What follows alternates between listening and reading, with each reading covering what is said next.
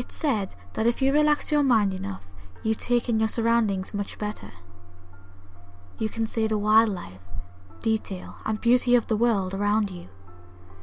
But there is a darker side to this ability.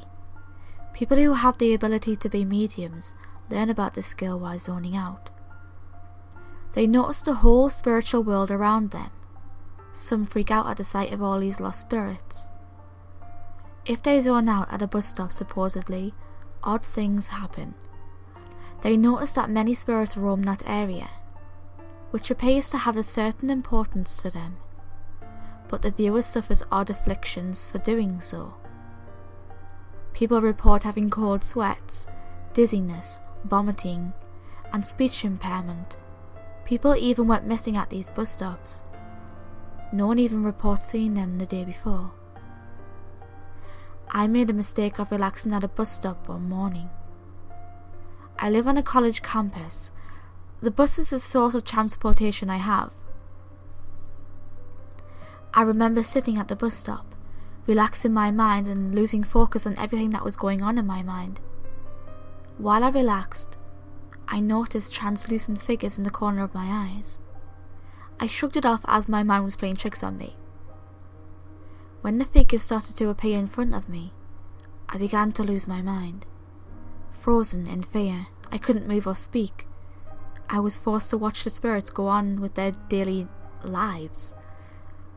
The bus stopped in front of me and the spirits disappeared.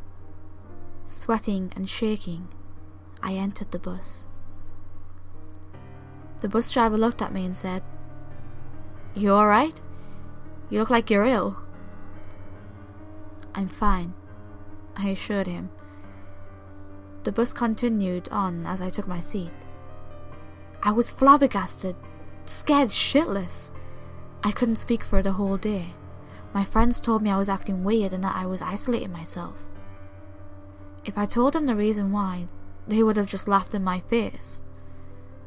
Every day I go to that bus stop, I get a little more courage to try again. Every time I tried, I had the same results. As I progressively, I did the same ritual. I noticed a man in a suit. He also wore a fedora. He stared at me the whole time, and my courage diminished. I did not touch that bus stop for a while. I woke up one morning to notice that my roommates were gone. The whole campus was empty. I decided to man up and go to the bus stop one more time. I walked over to the bus stop that was across the street. As I crossed the street, I noticed a man sitting there. He looked well dressed and was reading a newspaper. What really made me stop in my tracks was the scythe that laid in his lap. I stared at the man for a while. He sat there and cleared his throat. He spoke up and spoke in a grim, mature voice. "I've been waiting," he said grimly. "For what, a bus?" I replied. "No, I've been waiting for someone special, a college boy." He put down his paper to reveal his face. I noticed that I didn't have any eyes, just black voids. He stared me down. "I've been waiting for you." He spoke in a gravely tone.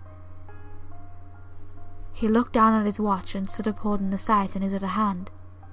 Before I had time to run away, a loud bang could be heard. There was also the sound of snapping and crunching.